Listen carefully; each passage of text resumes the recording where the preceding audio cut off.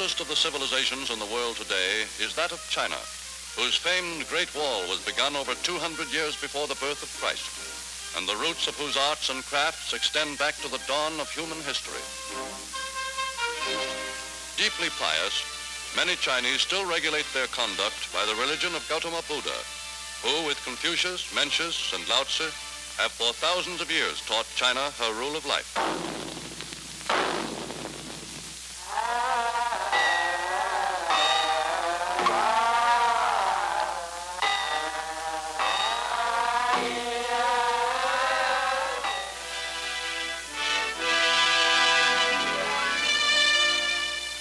For century upon century, over 80% of China's 450 million people have been farmers, using the simple, time-honored methods of their forefathers to obtain a hard-won livelihood from their native soil. A meager holding of a few acres, whose crop is ever at the mercy of the seasons, has for generations been each family's heritage from the past and its stake in the future. From the earliest days down almost to our own time, China has been a nation of independent villages, each with its own economic life, much like Europe in the Middle Ages. Each region of China has its special dialect, which in many cases cannot be understood in other regions, thus presenting a serious obstacle to Chinese unity.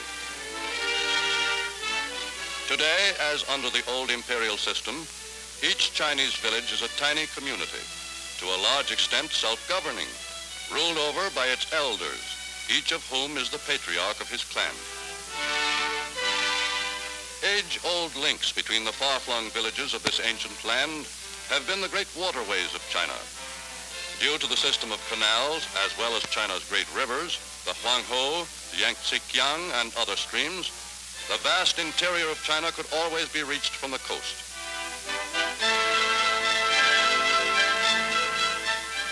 But until the coming of modern communication, China's multitude of little communities were nearly self-sufficient, exporting only a small part of their products to her cities.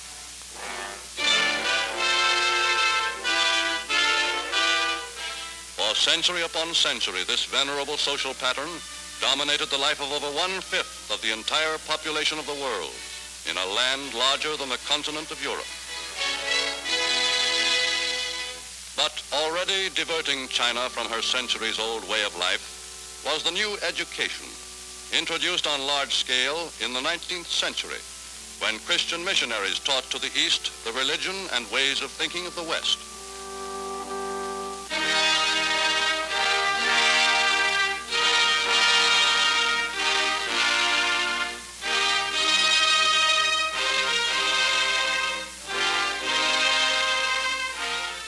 From 1898 to his death in 1925, Dr. Sun Yat-sen spread throughout the land of China the fundamental principles of his party, the Kuomintan, which aimed to make the Chinese Empire a republic.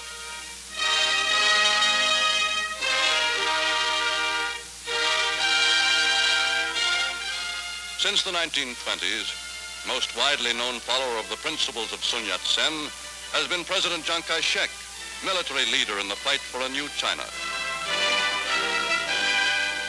Standing since its organization in 1911 for a strong central government, the Kuomintang, Dr. Sun's nationalist party, includes such well-known leaders as H.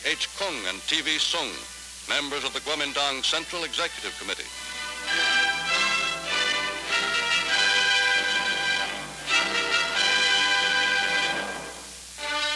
Since his rise to power, Chiang has labored to make this huge country into a unified nation, with the common purpose of creating a better life and repelling foreign aggression.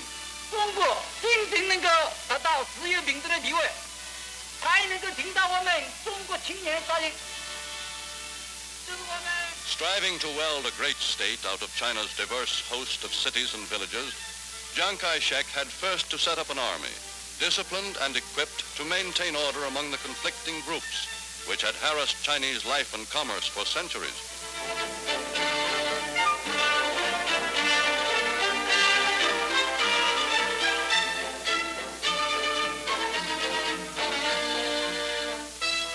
The adoption of Western techniques and standards of living A vital part of Chiang's program for the unification of China was a major work of the pre-war years. Modern means were set up to join together the farthest reaches of this land of scattered villages. Chiang's dream was of a nation which would combine with its ancient Eastern culture the labor-saving technologies of the West.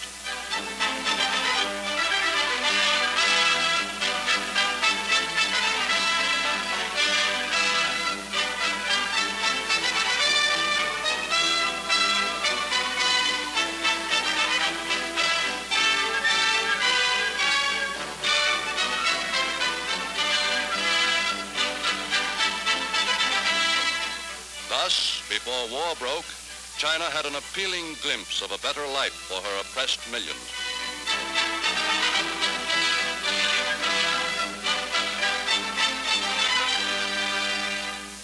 But interrupting this progress came war. To China, this was but a climax to her long-continued struggle with her old and rapacious enemy, Japan, which had stolen China's land even more unscrupulously than it once pillaged China's culture. 8 years before war broke out in Europe, 10 years before it became worldwide, Japan had begun its unprovoked conquest of the all but defenseless Chinese.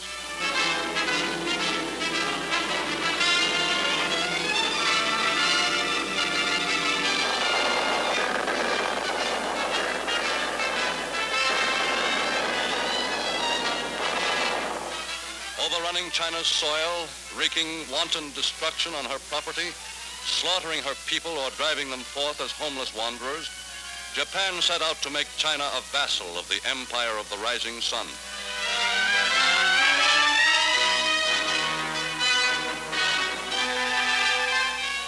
With stoic courage in the face of defeat after defeat, giving ground but not submission before the Japs, millions of Chinese fled inland before their aggressors, determined to preserve their freedom and that dignity of spirit which is man's birthright.